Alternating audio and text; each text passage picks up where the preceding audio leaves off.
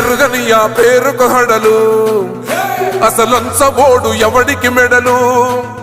ఆయనెదురుగా కొడుతున్నారు తొడలు వేసుకుంటారు రా తప్పక చెడలు